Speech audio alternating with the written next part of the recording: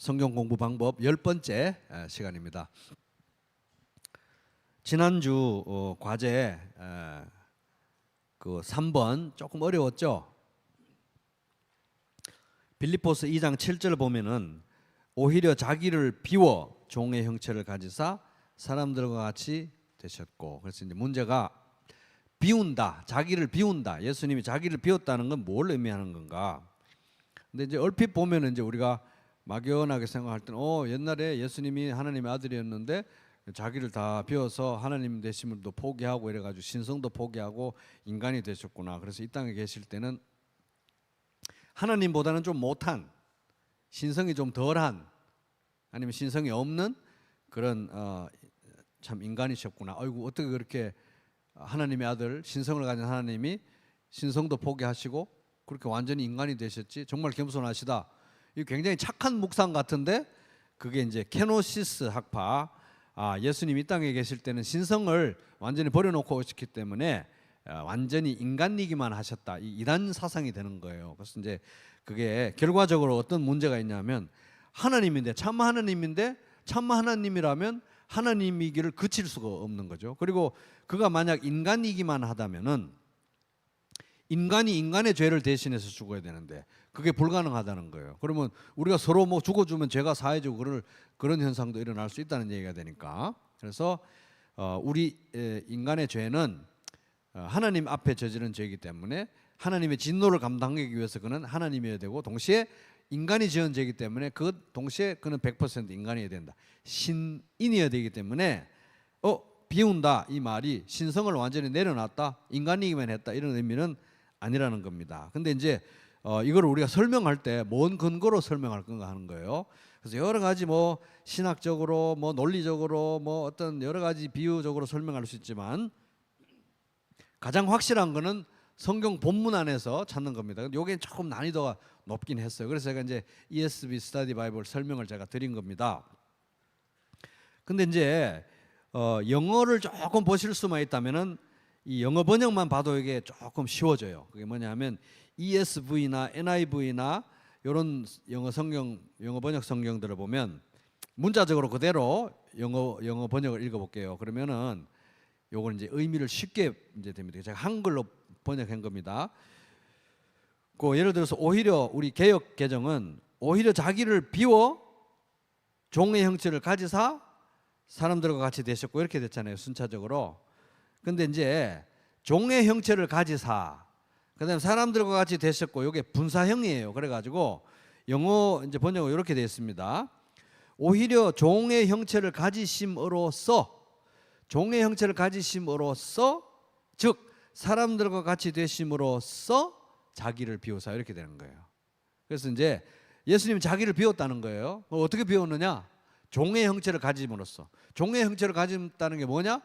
사람들과 같이 되셨다는 것이다, 이런 거예요. 그래서 이게 이제 헬라 원어 성경의 입장을 잘 반영한 영어 성경 번역들입니다. 근데 그 내용이 요 ESV 설명에 나와 있는 거예요. 그래서 거기 제가 이제 보면은 ESV 스터디 바이블 그 설명 중에 제가 일부를 거기 나눴죠. 그리스도는 종의 형체를 가지사 사람들과 같이 되심으로써, 요게 이제 참 번역이 잘 봐야 되는 거예요. 그래서 그리스도는, 예수님은 종의 형체를 가지사 사람들과 같이 되심으로써 자기를 비우셨다. 그러니까 자기를 비웠다는 게, 예수님이 자기를 비웠다는 게 가장 중요한 게 뭐냐면 성육신했다는 얘기예요. 예수님이, 하나님의 아들이 사람이 되었다는 사실 자체가 이미 자기를 엄청 비운 거예요. 안 그렇습니까? 영광 중에 계신 하나님이 피조물인 인간의 형체로, 모습으로 인간이 되셔서 오셨다, 육신을 입었다, 이 자체가 예수님이, 성자 하나님이 자기를 비웠다는 걸 의미해요. 예수님의 자기 비움의 핵심 내용은 예수님이 사람이 되셨다, 종의 형체를 가지셨다, 그게 이제 제일 중요한 거예요. 다른 여러 가지 우리가 뭐 설명도 보태고 뭐 이렇게 했다 보탤 수 있지만, 예수님은, 그리스도는 자기를 비웠는데 어떻게 비웠느냐? 종의 형체를 가짐으로써. 종의 형체를 가졌다는 게 뭐냐? 사람들과 같은 모양이 되셨다는 거예요. 성육신 했다는 것이 바로 자기를 비웠다는 내용이다. 본문에서부터 이제 그렇게 설명이 됩니다.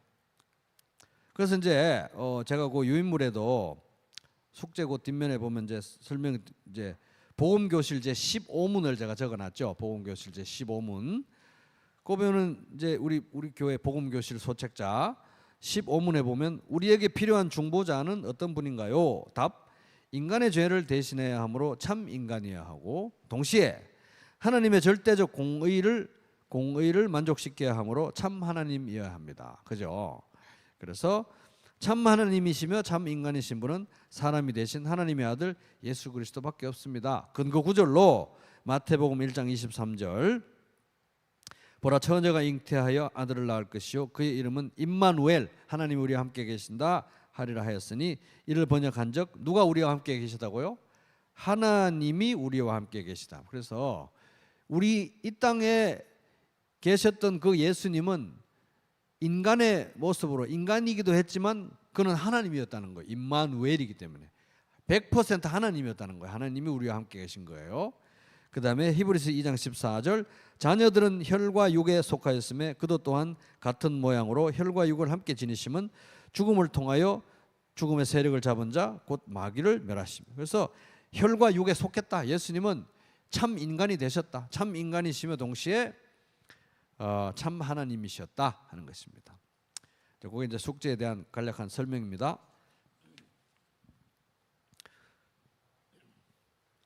적용에 대해서 이제 오늘 공부합니다. 그래서 이제 성경을 공부하는 방법을 세 단어로 요약하면 관찰, 해석, 적용이잖아요. 관찰, 해석, 적용을 관통하는 가장 중요한 원칙은 저자의 의도. 그래서 우리가 관찰도 저자의 의도를 파악해서 행하기 위해서, 해석도 저자의 의도를 파악해서 행하기 위해서, 적용도 저자의 의도를 행하기 위해서, 다 저자의 의도를 위해서 하는 거예요. 그래서 관찰, 해석, 적용을 가이드하는, 안내하는 최상위 원리가 바로 원칙이 저자의 의도다 하는 겁니다. 그래서 이제 적용이 너무너무 이제 중요한데 하워드 핸드릭스 교수님이 적용에 대해서 한 말들을 거기다가 어록들을 몇 가지 거기 적어놨는데 하나님의 말씀을 가르치는 목적은 똑똑한 죄인, 영악한 죄인을 만드는 것이 아니라 예수님 닮은 제자를 만들기 위함이다. 그죠? 그래서 적용을 안 하면 그런 일이 안 일어난다는 거죠. 그다음에 우리의 문제는 우리가 말씀 안에만 있지. 나 말씀 안에 사니까 너무 좋아요. 이런 것만 하는데 말씀 아래에 있지 않다는 거예요. 말씀 안에만 있고 말씀 너무 좋아. 근데 말씀 아래에 있어서 말씀 순종해야 되는데 거기까지 안 나가는 게 문제다. 그다음에 같이 읽어볼까요? 시작. 실행되지 않은 진리를 사고 팔지 말라. 그래서 말로만 말하는 진리를 전하거나 막 그러지 말라. 오히려 마이너스가 될 수 있다는 거죠. 그 다음에 신앙의 영역에서 무지의 반대말은 지식이 아니라 불순종이다. 순종하는 데까지 나아가야 참 지식이다. 이런 의미가 되는 겁니다. 성경적으로 볼 때 듣고 행하지 않는 것은 전혀 듣지 않은 것과 같다. 나 들었어, 이해했어, 이 정도 알아. 이렇게 말하지 말라는 거예요. 그건 모르는 거나 똑같다는 것입니다. 그래서 성경 적용이 중요한 이유는 뭐냐 하면은 적용은 신앙 고백의 진정성을 보여줍니다. 거기 보면은 누가복음 6장 46절 있죠. 너희는 나를 불러 주여 주여 하면서도 어찌하여 내가 말하는 것을 듣지 행하지 아니하느냐. 적용, 행함이 없으면 신앙의 진정성이 없다는 말이다 이 말이에요. 신앙의 진정성이 없다. 주여 주여 하는데 진정성이 없다 이 말이에요. 그 적용이 중요하다는 겁니다. 또 적용이 중요한 이유는 견고한 신앙이 필요하기 때문에 적용을 해야 신앙이 견고해지는데 왜 견고한 신앙이 필요하냐면 누가복음 6장 47절 내게 나와 내 말을 듣고 행하는 자마다 누구와 같은 것을 너희에게 보이리라. 집을 짓되 깊이 파고 주추를 반석 위에 놓은 사람과 같으니 큰 물이 나서 탕류가 그 집에 부딪히되 잘 지었기 때문에 능히 요동하지 못하게 하였거니. 그래서 이 세파가 이 영적 혼돈의 시대에 너무 혼탁한 영적 전쟁의 시대에 이게 너무너무 힘든데 신앙이 견고해야 되는데 머리로만 아는 신앙 견고하지 않으니까 행해야 견고해지니까 적용이 너무 중요하다 하는 것입니다. 그 다음에 셋째, 적용 없는 믿음은 너무 위험하다. 너무 위험하다. 그래서 누가복음 6장 49절 듣고 행하지 아니하는 자는 주추 없이 흙 위에 집을 지은 사람과 같으니 탕류가 부딪힘에 집이 곧 무너져 파괴됨이 심하니라. 이 적용 없는 사람, 적용을 안 하는 사람, 관찰하고 해석하고 머리만 굵어진 사람은 기초가 없는 집을 지은 사람하고 똑같아. 위험하다, 위태하다는 것입니다. 그래서 이제 한 가지 더 나아가면 적용 없는 성경 지식은 자기를 속이는 것과 같다. 말씀을 행하는 사람이 되십시오. 그저 듣기만 하여 자기를 속이는 사람이 되지 마십시오. 야고보서 1장 22절. 적용 없으면 자기 기만이라는 거예요. 자기 기만. 또 적용이 없는 성경 지식은 미련함이기도 하다. 미련함. 말씀을 듣고도 행하지 않는 사람은 그대로의 자기 얼굴을 거울 속으로 들여다보기만 하는 사람과 같습니다. 이런 사람은 자기 모습을 보고 떠나가서 그것이 어떠한지 곧 잊어버리는 사람입니다. 야고보서 1장 23, 24. 밥 먹고 나서 이에 고춧가루가 끼었는지 거울을 봤어요. 이에 고춧가루가 있고 막 나물도 끼었네. 이러고 나서 나 이제 회의하러 가야지 가는 사람하고 똑같다는 거예요. 말씀을 듣고 적용하지 않으면 미련하다 하는 것입니다. 또 적용 없는 성경 지식은 결국은 죄가 된다. 야고보서 4장 17절. 그러므로 사람이 해야 할 선한 일이 무엇인지 알면서도 하지 않으면 그것은 그에게 죄가 됩니다. 차라리 몰랐으면 죄가 안 되는데 너무 많이 알아가지고 죄가 된다는 거예요. 적용하지 않는 사람은 교만한 사람입니다. 주께서 허락하시면 내가 너희에게 속히 나아가서 교만한 자들의 말이 아니라 오직 그 능력을 알아보겠으니. 고린도전서 4장 19절. 적용이 없다? 교만하다는 거예요. 또 적용하지 않는 사람은 어떤 사람이냐? 경건의 모양은 있으나 경건의 능력이 없는 사람입니다. 경건의 모양은 있으나 경건의 능력을 부인하는 자니 이 같은 자들에게서 네가 돌아서라.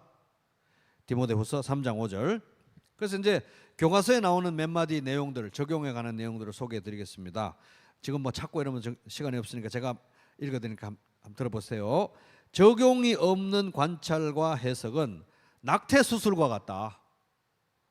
낙태와 같다는 거. 성경을 관찰하고 해석은 하지만 적용을 하지 않는다면 성경이 주어진 목적에 비춰봤을 때 성경에다가 낙태 수술하는 거하고 같다는 것이다. 관찰 해석하면 임신이 된 건데 적용을 안 하면 낙태된 거 똑같다는 거예요. 우리의 호기심 충족이 아닌 삶의 변화를 위해서 기록된 것이 성경이기 때문이다. 그러므로 성경 연구의 궁극적인 목적은 내가 성경으로 무엇을 하는 게 아니라 성경이 나에게 무엇을 하도록 하는 것에 있다. 다시 한번 들어보세요. 이게 우리 교재 356에 나오는 내용인데 내가 성경으로 무엇을 하는 게 아니라 성경이 나에게 무엇을 하도록 하는 게 더 중요하다. 내가 이 성경 보고 알고 뭐 좀 많이 알았네. 이거 어디 좀 써먹어 볼까? 누구 좀 가르쳐 줄까? 내가 성경으로 뭘 하는 게 중요한 게 아니고 내가 성경을 읽을 때 성경이 나를 읽고 성경 말씀이 나를 사로잡아 가지고 성경 말씀이 나를 막 움직여서 순종하게 만드는 것이 이 성경 연구의 목적이지. 내가 성경을 막 깨달아가지고 많이 알아가지고 그걸 막 써먹고 뭐 어떻게 내가 성경을 말씀을 가지고 요리하는 게 중요한 게 아니라 성경이 나를 요리하는 게 더 중요하다 이 말입니다. 그게 이제 교재 356에 나오는 내용이고요. 또 우리는 성경을 공부하고 가르치며 설교하고 분해한다. 막 낱낱이 살피고 분해까지 한다는 거예요. 하지만 대부분 성경을 통해 변화된 삶을 살지 못한다. 대부분 변화된 삶을 살지 못하는 사람들이 너무너무 많다는 거예요. 이것도 핸드릭스 책의 교재 356에 나오는 내용입니다. 그러므로 나는 다름질하기를 향방 없는 것 같이 아니하고 싸우기를 허공을 치는 것 같이 아니하며 내가 내 몸을 쳐서 복종하게 하면 내가 남에게 전파한 후에 자신이 도리어 버림을 당할까 두려워함이로다. 고린도전서 9장 26절 27절. 여기 보면 이제 이 사도 바울이 성도의 삶을 운동 경기 운동 선수하고 비교하는 거예요. 그래서 복싱 선수 뭐 달리기 선수 이런 거 하면서 말만 복싱 할 때는 뭐 이렇게 치고 이렇게 맞고 달릴 때는 뭐 이렇게 하고 이렇게 해야 돼. 알았지? 이래 놓고 막상 자기가 복싱 링에 올라가고 달리기 할 때는 못 하는 거예요. 그러면 실격이라 이 말입니다. 그런 거하고 똑같다는 거예요. 내가 몸을 쳐서 복종하게 하면 남에게 전파한 후에 남에게 뭐 복싱은 이렇게 해라 달리기는 이렇게 해라 해놓고 나는 그걸 못해가지고 복싱 할 때 삐 해가 탈락되고 달리기 할 때 삐 해서 탈락되고 자신이 도리어 버림을 당할까 두려워함이라. 말만 그렇게 해놓고 나는 실격될까 봐 두려워서 바울도 맨날 자기를 채찍질하면서 신앙 신앙이라는 믿음의 경주의 룰을, 방식을 지키기 위해서 최선을 다한다 하는 겁니다. 이제 당시에 이제 노예들이 많았잖아요. 성도들 중에. 그 노예들에게 이제 노동의 윤리를 가르치면서 바울이 이렇게 말합니다. 종들은 자기 상전들에게 범사에 순종하여 기쁘게 하고 거슬러 말하지 말고 훔치지 말고 오히려 모든 참된 신실성을 나타내게 하라. 이는 범사에 우리 구주 하나님의 교훈을 빛나게 하려 함이라. 디도서 2장 9절에서 10절. 예수 믿고 구원받고 자유인이 됐다고 자기가 지금 노예 상태인데 직장 생활을 하고 있는데 직장 상사가 다 있는데 나는 자유인이에요. 당신 말 듣고 싶지 않아요. 이렇게 막 대바라지게 직장에서 막 아니면 뭐 당시에 노예 생활하는데 막 주인한테 그렇게 하고 그러지 말라는 거예요. 순종하고 겸손하게 정말 악을 저지르는 걸 시키지 않으면은 성실하게 일해라 하는 것입니다. 그렇게 할 때 이는 범사에 우리 구주 하나님의 교훈을 빛나게 하려 합니다. 그래서 성도의 아름다운 삶이 말씀을 빛나게 한다는 거예요. 말씀을 빛나게 한다. 아름다운 삶이 없으면 내가 말씀을 아주 탁하게 혼잡하게 만드는 것입니다. 그러나 나의 아름다운 삶으로 우리 하나님 말씀을 장식하고 가꾸는 효과가 나타난다. 그래서 핸드릭스 교수님이 이렇게 말합니다. 따라 볼게요. 매력적인 진리란 적용된 진리를 말한다. 너무 멋진 말이죠. 한 번 더. 매력적인 진리란 적용된 진리를 말한다. 여기 이제 교재 357페이지에 나오는 내용인데요. 가장 매력적인 복음은 적용된 복음이라는 거예요. 복음의 핵심이 뭡니까? 용서의 복음. 용서의 복음을 전하면서 지독해. 예수 믿는 사람들이 지독해하죠. 그래가지고 용서를 안 해요. 그러면 용서의 복음이 안 전해지는 거잖아요. 가장 매력적인 진리는 적용된 진리를 말하는 것입니다. 그래서 어떤 사람이 핸드릭스 교수님한테 그렇게 말했대요. 교수님, 저는 성경을 자그마치 12번이나 통독했습니다. 이렇게 이제 자랑했대요. 그래서 아마 바로 그 자리에서 대받아치지는 않은 것 같은데 하여튼 그 책에 보면 이렇게 나옵니다. 12번 읽는 것보다 더 중요한 것은 성경이 자신의 영혼을 몇 번이나 휩쓸고 지나갔는가 하는 것이다. 내가 성경을 막 휩쓸고 다니는 게 중요한 게 아니라 성경이 나를 휩쓸고 지나가는 게 중요하다는 거예요. 성경이 내 영혼을 휩쓸고 지나가면서 나를 변화시키는 게 더 중요하다. 내가 막 성경을 휩쓸고 내가 막 성경을 다 마스터한 것처럼 말하는 건 무의미하다는 것입니다. 또 이제 이 핸드릭스 교수님 말합니다. 이건 참 충격적인 얘기예요. 성경 연구에 357페이지 나오는 내용인데 성경 연구에 위험성이 내재되어 있다는 사실에 주의하라. 성경 연구하는데 이게 왜 또 위험할 수 있다는 게 이게 이 사람이 우리에게 주는 경고예요. 성경 연구가 위험할 수 있다. 적용이 안 된 말씀은 위험할 수 있다. 이게 왜 그러냐? 자칫하면 지적으로 머리는 많이 알아서 지적으로는 훌륭하지만 영적으로는 형편없는 사람으로 전락할 수도 있다. 정신적으로는 그 진리에 대해서 감탄할 수 있지만 도덕적으로는 전혀 달라지지 못할 수 있다. 만약 이런 일이 벌어진다면 당신의 성경 연구에 문제가 있다는 사실을 인식해야 된다. 말은 아주 그냥 기가 막히게 하는데 삶이 안 변해요. 말은 기가 막히게 하는데 가정에서 막 자녀들 학대를 해요. 그러면 이 말씀이 얼마나 고문이 되겠냐 이 말이에요. 고문. 위험할 수 있다는 것입니다. 적용 안 된 말씀은 위험할 수 있다. 가장 전형적인 예가 이제 바리새인들이죠. 바리새인들이 어떤 사람들이냐? 그러므로 그들이 너희에게 말하는 것은 무엇이든지 다 행하고 지켜라. 말은 다 뭐 별로 틀린 게 없으니까 말이 옳다면 듣고 행해도 된다. 그러나 그들의 행실은 따르지 말아라. 그들은 말만 하고 행하지는 않는다. 그들은 지기 힘든 무거운 짐을 묶어서 남의 어깨에 지우지만 자기들은 그 짐을 나르는데 손가락 하나도 까딱하지 않는다. 마태복음 23장 3절 4절. 이 사람들이 바리새인들의 핵심 문제가 뭡니까? 적용해 관찰 해석해가지고 이 말씀에 대해서는 빠삭한데 적용을 안 하는 거예요. 적용 안 된 지식은 굉장히 위험하다는 겁니다. 위태롭다는 것입니다. 그래서 거기 이제 제가 기독교 강요의 한 부분을 거기 유인물에 거기 옮겨다 놨죠. 궁극적으로 참되고 견실한 지혜로 여겨질 만한, 참된 지혜의 요체 거의 전부는, 참된 지혜라고 하는 것은 무조건 이렇다는 거예요. 두 가지 요소가 있는데 하나님을 아는 지식과 우리 자신을 아는 지식 두 부분으로 이루어진다.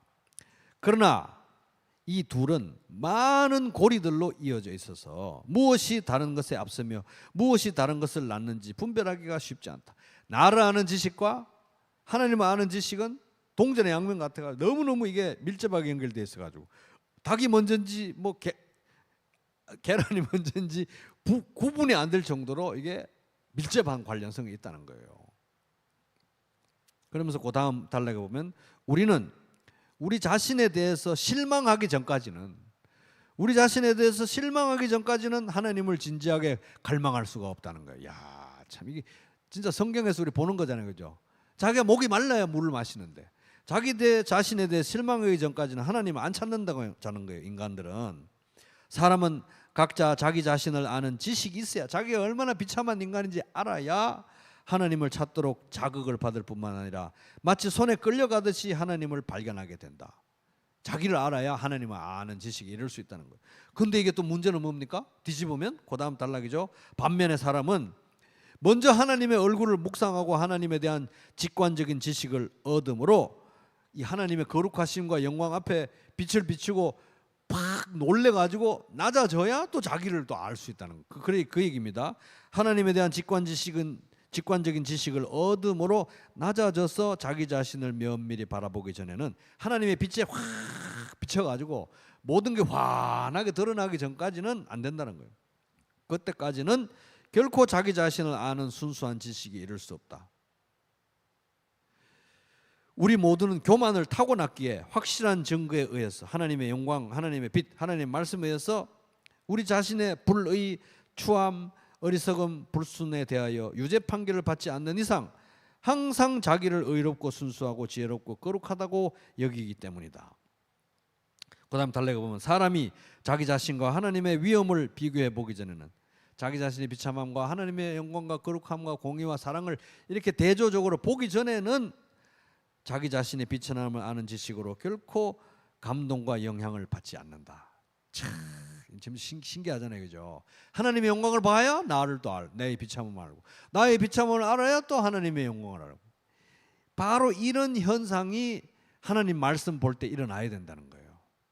이사야서 6장 5절, 그때 내가 말하되 화로다 나여 망하게 되었도다. 나는 입술이 부정한 사람이요 나는 입술이 부정한 백성 중에 거주하면서 죄악과 사망의 구렁텅이에서 뒹굴면서 만군의 여호와이신 왕을 배웠음이로다 하였다. 이사야 6장. 이사야가 하나님의 그 환상을 보고 이런 말 했잖아요. 내가 이렇게 더러운 죄인인데 하나님을 봤으니 화로다 나요. 나 이제 어떻게 해야 되나. 바로 이런 일이 일어나야 되는 것입니다. 적용이 되는 말씀 묵상은 관찰. 근데 이제 관찰을 이제 성도님들이 굉장히 좋아하시고 이렇게 이제 많이 익숙해지셔서 하는 걸 제가 이제 많이 듣습니다만은, 성경 말씀을 관찰한다는 것은 이미 어마어마한 변화가 일어났다는 거예요. 성경 읽을 때 무슨 연불하듯이 주문 외우듯이 아무 생각 없이 이렇게 읽는 거 하고요, 관찰하는 거 하고 완전히 이게 관찰을 한다는 것 자체가 말씀에 대한 태도가 이미 바뀌었다는 거. 왜? 관찰한다는 거는 이게 하나님 말씀이라는 걸 내가 믿는다는 거고, 한치의 오차도 없다는 걸 믿는다는 거고, 관찰해도 여기 답이 나온다는 걸 믿는다는 거고, 관찰할수록 얻을 게 더 많다는 걸 믿기 때문에 관찰하는 거지. 그런 하나님 말씀에 대한 어떤 경외심과 두려움과 존귀함의 어떤 그거는 인식이 없으면 내가 이걸 뭐 굳이 그렇게까지 파고들어서 관찰을 해야 되나? 이런 생각이 드는. 근데 관찰을 한다는 것 자체가 이미 말씀이 얼마나 소중한지, 얼마나 하나님 말씀인지, 얼마나 내가 들여다봐도 아무 문제가 없는 하나님의 말씀인지 내가 믿기 때문에 관찰하는 거예요. 이미 거기서부터 태도가 확 달라진 것입니다. 그래서 이 말씀을 이제 딱 볼 때 관찰하고 해석하는 가운데 그 말씀의 영광에 내가 비춰지는 거예요. 비춰지면은 내가 보여야 돼. 내가 얼마나 큰 죄인인지, 내가 얼마나 악한지, 내가 얼마나 비참한지 이렇게 보여가지고 아, 나 어떻게 하니 진짜, 이렇게 하면서 문제가 생겨야 돼요. 문제가 있어야 답이 있지 않습니까? 성경을 보는데 아무 문제를 못 느껴요. 나에 대해서. 나는 문제가 없어요. 그럼 묵상이 안 되죠. 왜냐하면 말씀 자체가 인간의 모든 문제에 대한 답인데, 말씀을 보고 하나님 영광에 비춰졌을 때 나 어떡하니, 난 이런 죄가 있었네, 난 이런 문제가 있었네, 난 이렇게 악하네, 내가 바로 이게 문제였어, 이런 문제를 느낄 때 그 말씀이 주는 답을 찾으면 시원하게 목마른 사람이 생수 마시듯이 벌컥벌컥 마시게 돼요. 배고픈 사람이 밥 먹듯이. 그렇게 말씀에게 내가 비춰져서 하나님 말씀이 나를 훑어 지나가고 환하게 비추고 이렇게 해야 내가 그 안에서 답을 찾고 기쁨을 누리고, 나 그렇게 살면 되겠네, 이제 여기에 위안이 있었네, 위로가 있었네, 힘이 있었네, 이렇게 살 때 이제 삶의 변화가 일어나는 것이죠. 그러므로 이제 이 핸드릭스 교수님 말합니다. 여기서 우리에게 주어진 과제는 두 가지다. 먼저 우리가 직접 하나님의 말씀에 파고들어야 한다. 하나님 말씀을 우리가 직접 파고들어야 된다는 거예요. 그 후에 하나님 말씀을 파고드는 것만 중요한 게 아니라 그 후에 말씀이 또 우리를 파고들어야 돼. 말씀이 우리를 파고들어 가지고 아주 막 이 관절과 모든 이 힘줄과 이 모든 전신을 쫙 엑스레이 찍듯이 관통을 해야 인격과 행동이 변화된다는 거예요. 말씀이 우리를 관통해서 우리 인격과 행동을 변화시키도록 해야 한다. 교재 357페이지에 나온 내용입니다.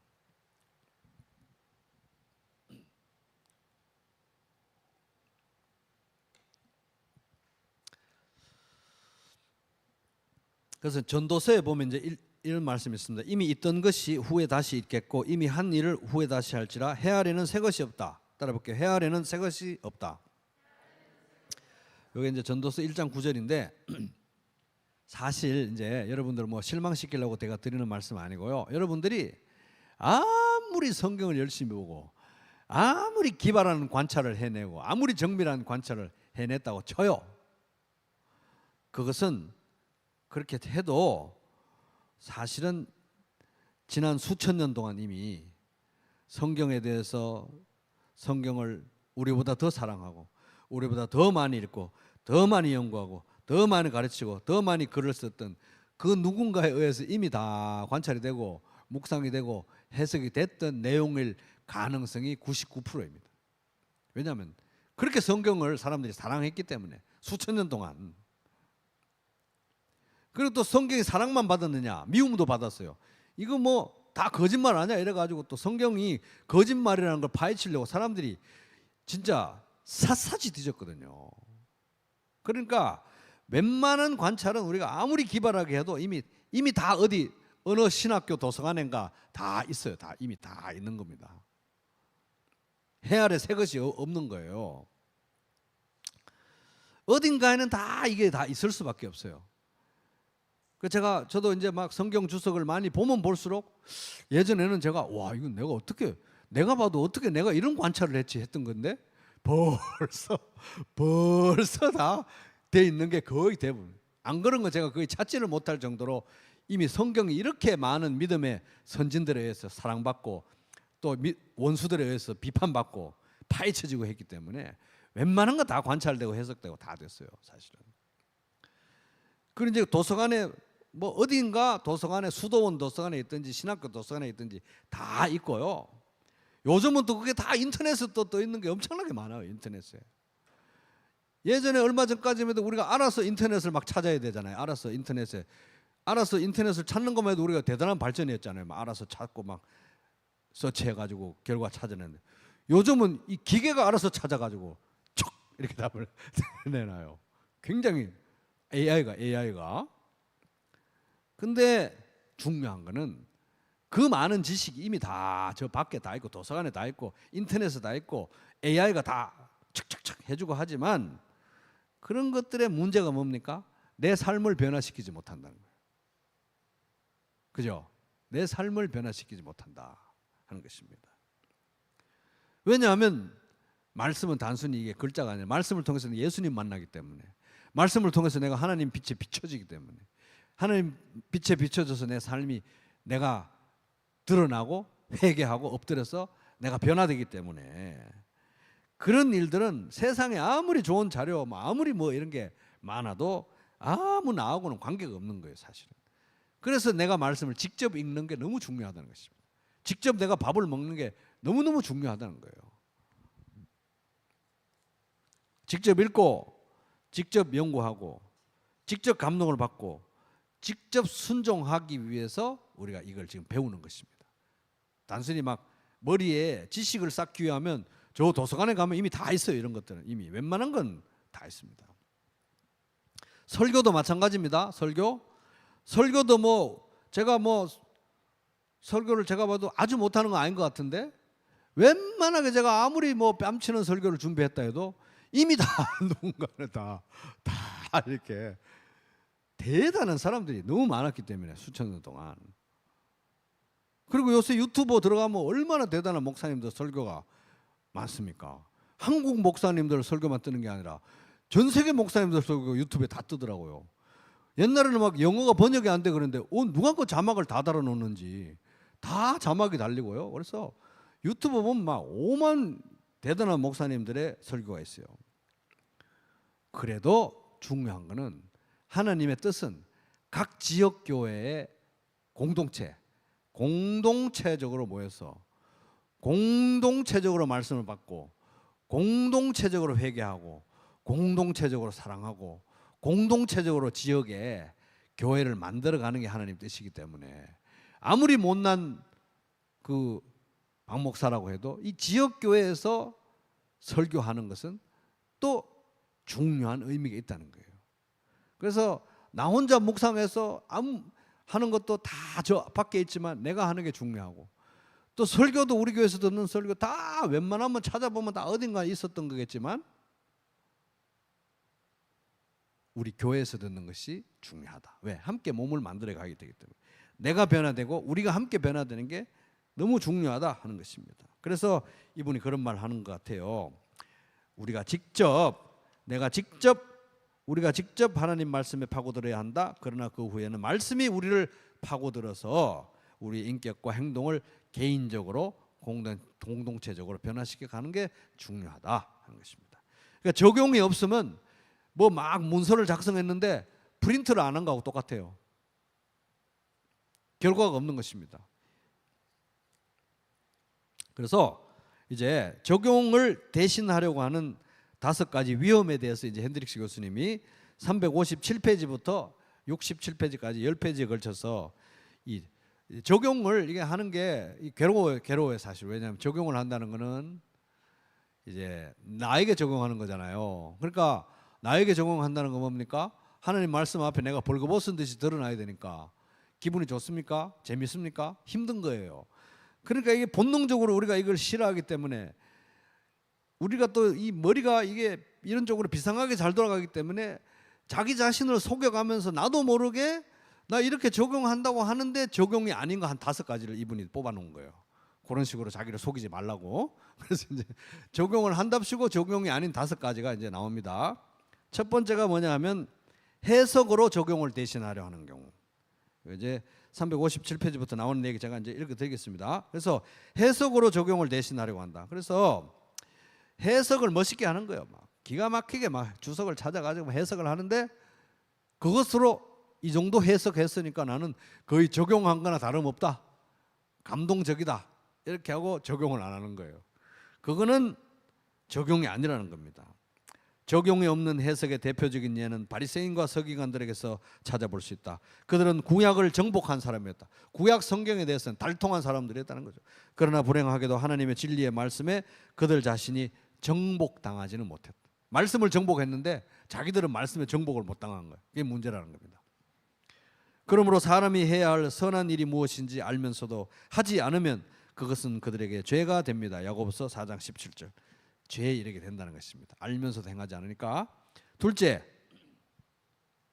거칠의 순종으로 삶의 참된 변화를 대신하려고 한다. 요 거칠의 순종이라고 이렇게 번역을 해놨는데 사실 이제 내용상으로 보면 피상적 순종 또는 선택적 순종입니다. 피상적 순종, 선택적 순종. 그래서 자기가 이미 잘 알고 편한 부분만 말씀을 적용하고 안 하고 싶은 데는 안 하는 거예요. 예를 들어서 어떤 비즈니스 하는 아빠가 있습니다. 이 사람이 이제 그런즉 거짓을 버리고 각각 그 이웃과 더불어 참된 것을 말하라. 이는 우리가 서로 지체가 됨이라. 에베소서 4장 25절. 거짓을 말하지 않고 참된 것을 말하고 이런 말씀을 적용하는 크리스찬인 거예요. 이 사람이 비즈니스맨인데, 근데 거짓을 말하지 않고 참된 것을 말하는 걸 가정에서는 잘해요. 아내한테도 그렇게 하고 자식한테도 그렇게 하고 참 진실된 사람이에요. 근데 비즈니스 할 때는 아주 그냥 그 해당 업체들하고 사이에서 아주 그냥 밥 먹듯이 거짓말 하는 거예요. 예를 들어서. 그래서 이제 선택적으로 말씀을 적용하고 피상적으로 적용을 하고 거치대로 적용하면서 했다 하나 말씀 적용했는데 이거는 적용이 아니라는 것입니다. 셋째, 자기 합리화로 회개를 대신하려고 한다. 저 이거 참 익숙합니다. 제가 처음 예수 믿었을 때 저는 그 길거리에서 막 예수 믿으세요, 뭐 예수 천당 불신주 이런 사람들이 너무 싫은 거예요, 제가. 그리고 전도가 너무 싫었어요. 저는 전도는 체질이 아니다, 나는. 전도가 너무 싫었어요. 그래가지고 이제 크리스찬들이 꼭 전도를 안 해도 된다는 식으로 성경을 해석하기 위해서 제가 몇 년간 얼마나 노력을 했는지 몰라요. 크리스찬들이 꼭 그렇게 전도를 열심히 해야 되냐? 은사 있는 사람 좀 하고 또 삶이 중요하지 뭐 전도가 그렇게 중요하냐? 막 이런 식으로 이 말씀을 뒤틀려고 제가 얼마나 노력을 많이 했는지 몰라요. 그 뭡니까? 자기 합리화를 위해서 성경을 해석하는 거예요. 자기 합리화를 위해서. 그 이제 이 책에 예가 나옵니다. 핸드릭스 교수님이 어떤 사람 집에 초대를 받아갔대요. 초대 받아갔는데 이 아버지가 애들이 버젓이 있는 데서 교수님하고 애들한테 자랑한답시고 자기가 최근에 세금 500달러를 떼먹었대요. 그걸 이제 자랑을 한 거야. 하나님 은혜로 세금 500달러 떼먹었다는 식으로. 그래가 이제 뭐라고 막 턱 싸붙이지는 못하고 이렇게 시큰둥하게 반응을 했더니 어쩌고 저쩌고 계속 시큰둥하게 반응했더니 그럼 제가 그 성경언급 하겠습니다 이런 식으로 나오더라는 거예요. 끝까지 시큰둥하게 반응했대요. 탁 써붙이지는 않으시고 이제 매너 지킨다고. 그게 아니라는 거예요, 그죠? 뇌물 받아서 헌금하는 거하고 똑같습니다. 그러니까 합리화로 회개를 대신하려 하면 안 된다는 겁니다. 이건 뭐예요? 성경 말씀을 막 자기를 합리화하기 위해서 계속 예를 들어서 전도를 그렇게 꼭 해야 되나? 꼭 전도 안 해도 그렇게 훌륭한 성도가 많아 이런 걸 막 그렇게 말씀을 가지고 자기를 합리화하고 뒤트는 거는 이건 뭘 보여주냐 하면은 우리가 그만큼 하나님의 거룩하심 앞에서 나를 솔직히 드러내고 나의 죄를 직면하는 것을 몸서리칠 만큼 싫어한다는 거예요. 너무너무 치를 떨면서 싫어하는 거예요. 그러니까 나 자신도 속이고 남도 속이고 모두를 속이기 위해서 최선을 다해가지고 하여튼 말씀을 뒤틀기까지 한다는 겁니다. 이렇게 악한 거예요, 우리가. 그래서 이 죄인이 여기 왔습니다. 겸손한 마음으로 오픈된 마음으로 말씀 앞에 엑스레이에 쫙 찍혀야지 내가 말씀을 그렇게 뒤틀려고 하면 안 된다는 거예요. 그건 적용이 아니다.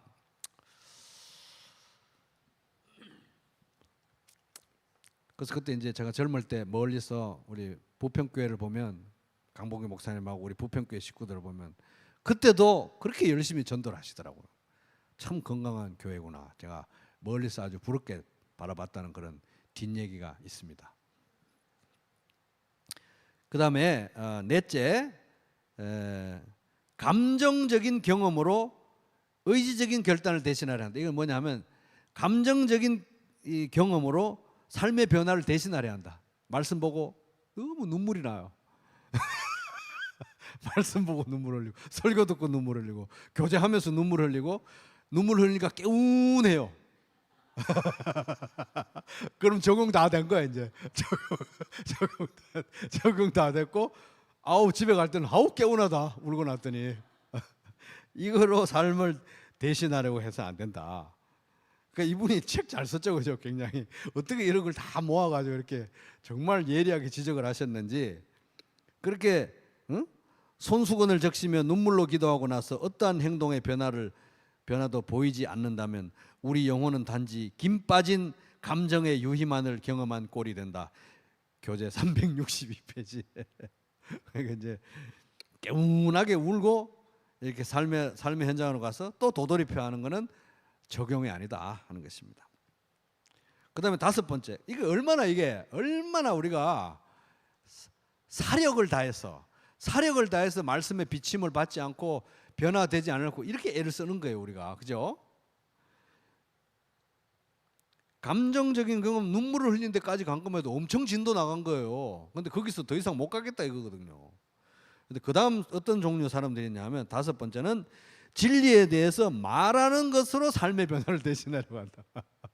그래서 성경에 대해서 교제하는 걸 너무 좋아해. 나 입만 열면 말씀 교제를 막 청산유수로 해요. 근데 남들이 보기에는 와 대단하고 막 삶이 변화된 것 같죠. 근데 거기에 머무는 거예요. 입으로 다 털고 아우 피곤하다 말 좀 많이 했더니 하고 이제 삶을 변화시키지 않는 거예요. 우리는 말은 잘하지만 그 말처럼 살지 않는다. 우리는 성경이 중요하다고 말하는 부분에 대해서 당당하고 설득력 있게 이야기할 수만 있다면 그것으로 족하다고 생각한다. 그리고 성경을 다 정복했다고 착각한다. 다른 사람이 우리가 성경의 진리를 완전히 소유했다고 생각할 수도 있다. 오해할 수도 있다는 거죠. 그러나 하나님을 속일 수는 없다. 교재 364페이지. 그리고 이제 여기는 책에는 안 나오는데 제가 추가적으로 한 가지 관찰한 거는, 추가적으로 이 적용을 회피하려고 애쓰는 노력, 추가적인 한 가지는 말씀을 다른 사람에게 적용함으로써 자기에 대한 적용을 피한다. 그러니까 막 빠져나갈 구멍 하여튼 다 찾는 거예요. 그래서 말씀을 받고 주일날 설교 들으면서도 이거 누구한테 정말 좋겠다 딱 들어맞는다. 말씀 보면서도 이건 누구한테 누가 떠오른다. 구절구절 사람들이 다 떠올라요. 근데 나는 거기에 비침을 받지 않는, 보라 네 눈 속에 들보가 있는데 자기 눈에는 전봇대가 박혀 있는데 어찌 형제에게 말하기를 나로 내 눈에 있는 티를 빼게 하라. 자기 눈에는 전봇대가 박혀 있는데 형제 눈에 이쑤시개 박혔나 봐. 이렇게 하면 안 된다는 거예요. 외식하는 자여 먼저 내 눈에 들보를 빼내라. 그 후에야 밝히 보고 형제의 눈 속에서 티를 빼리라. 마태복음 7장 4절에서 5절. 그래서 가정교회 나눔, 우리 교회 가정교회 나눔 10계명 중에 9번이 말씀의 나눔은 적용의 나눔을 목표로 합니다. 이게 말씀을 나누고 막 심오한 얘기만 나누고 끝나잖아요. 여러분 어떠세요? 마음이 공허해져요. 그죠?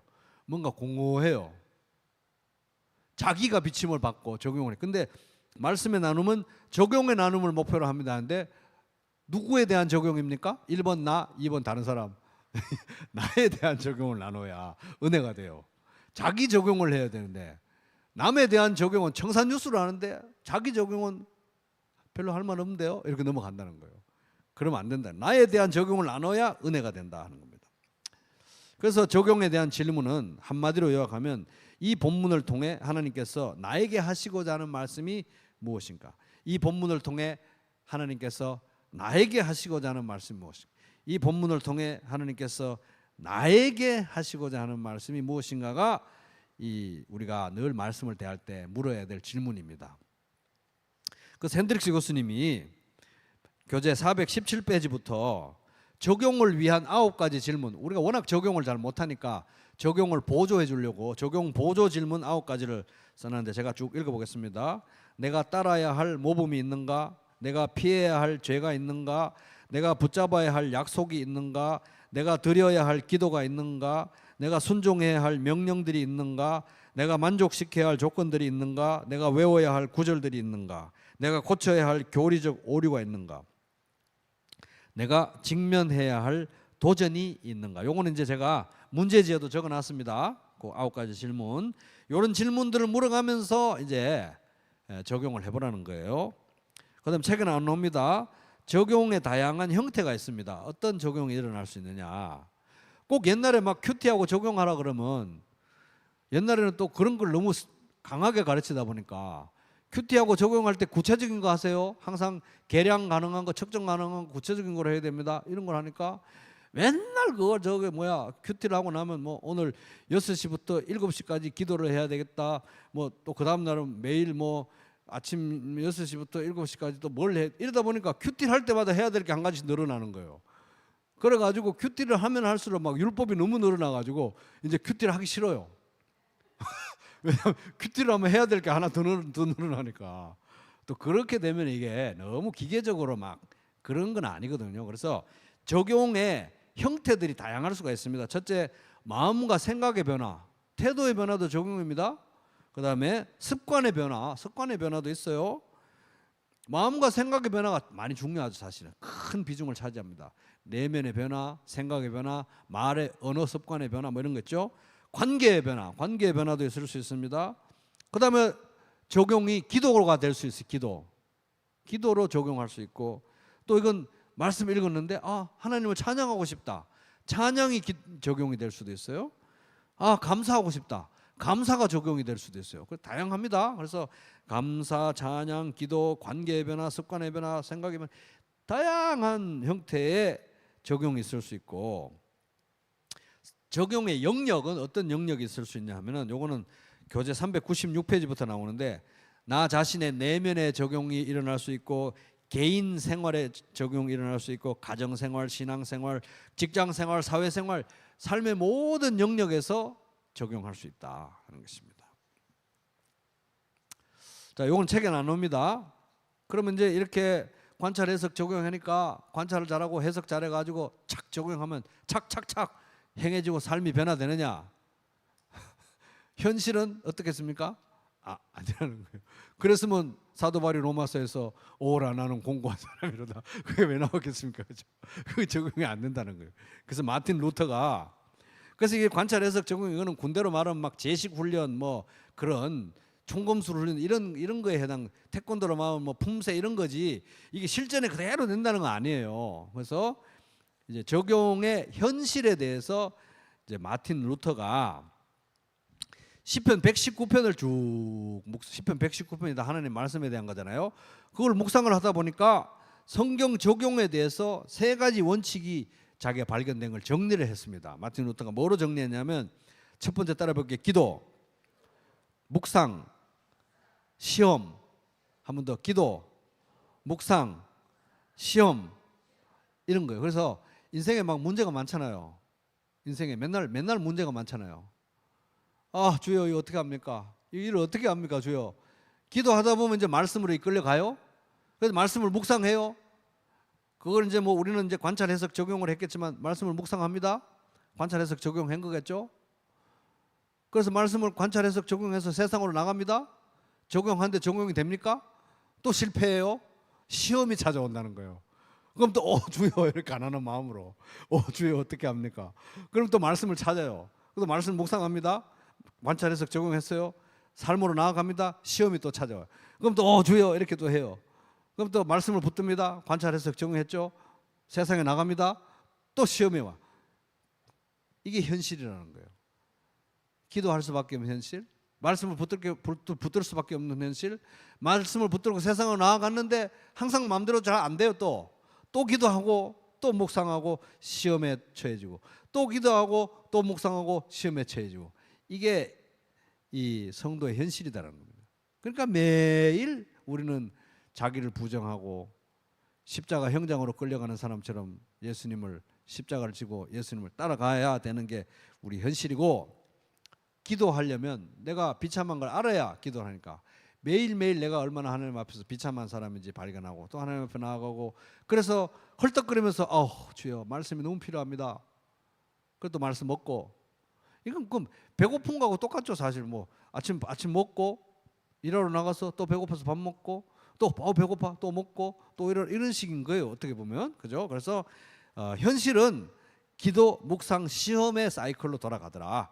이게 마틴 루터의 이제 관찰입니다. 그래서 기도하면 할수록 더 기도가 하고 싶어지고, 말씀을 보면 볼수록 말씀이 더 보고 싶어지고, 적용을 하면 할수록 더 적용하고 싶어지고, 계속 그렇게 말씀이 갈급해질 수밖에 없는 게 나의 죄성이고 인생의 현실이다 하는 거. 그러니까 우리가 기도의 이 적용에 있어서 사실 현실적으로 볼 때 우리가 방법론으로 관찰, 해석, 적용을 배웠지만, 이 적용에 있어서 가장 중요한 건 기도입니다. 기도.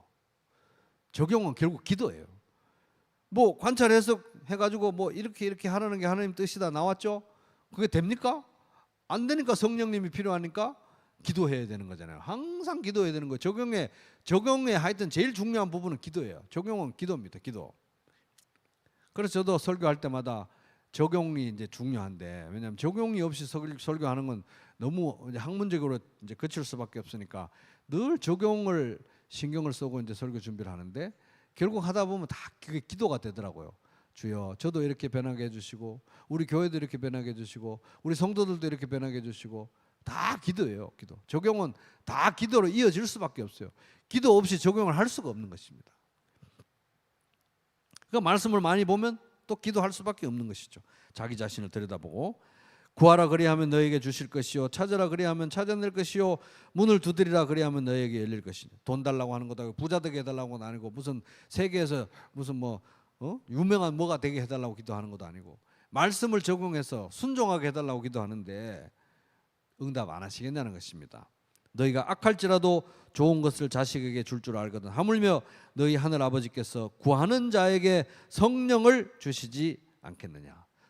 성령 충만해서 행하게 해주세요 기도하면 100% 응답된다는 것입니다. 그걸 응답하지 않으시겠습니까? 그래서 결국 적용은 기도에서 시작된다. 적용은 제일 중요한 게 기도다 하는 거예요. 그러니까 참 희한하네요. 기도로 말씀 보기 시작해가지고, 기도로 또 해석하다가, 기도로 적용하고, 다 그렇게 또 이어지는 것입니다. 자, 이제 과제 설명하고 마치겠습니다.